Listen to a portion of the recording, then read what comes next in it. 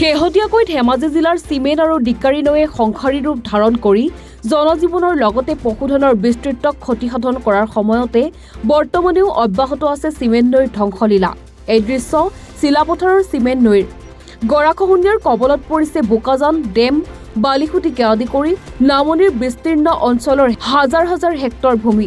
খৰস্ৰোতা চিমেণ্ট নৈৰ কবলত ভয়ংকৰ পৰিস্থিতিৰ উদ্ভৱ হোৱাৰ পূৰ্ণ সম্ভাৱনা। দিনে ৰাতিয়ে চপৰা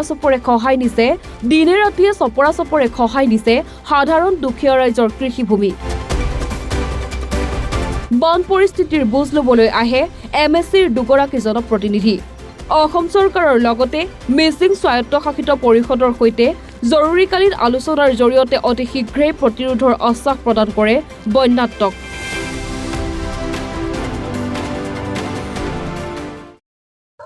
আজি এঘণ্টা আগতেই খবৰ এটা পালোঁ যে চিমেণ্ট নৈখনে ইয়াতে নাহৰবাৰী, বিষ্ণুৰ, বোকাজান, ডেমলাচন এই অঞ্চলৰ এনেকুৱা খহনীয়া আৰম্ভ হৈছে। আজি হঠাতে এই কেইবাদিনটো বৰষুণৰ পানী খহনীয়া হৈয়ে আছিল, কিন্তু আজি হঠাতে অহা এই বৰষুণৰ পানীয়ে, পাহাৰীয়া পানীয়ে এতিয়া দেখিছোঁ ইয়াতে গোটেই অঞ্চলটোৱে জলমগ্ন হৈ আছে। আৰু খহনীয়া, যিটো খহনীয়া এই ধৰ যদি 2-3 দিন আৰু বৰষুণ নেৰানেপেৰাকৈ হৈ থাকে, তেতিয়া দেখিছোঁ ইয়াতে এই অঞ্চলবোৰ শেষ হৈ যায়।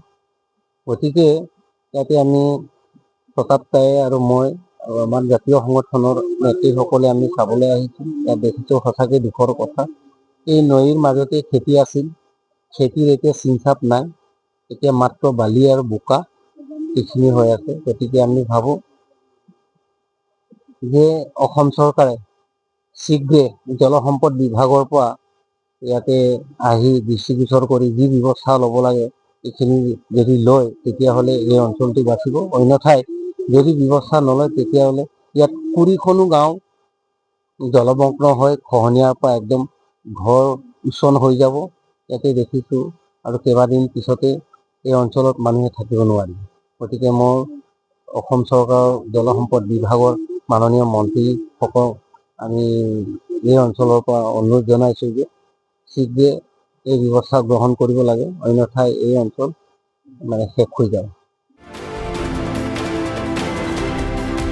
চিলাপথাৰৰ পৰা বৃষ্টি পাংগিঙৰ ৰিপৰ্ট, এনি ভাৰত 24।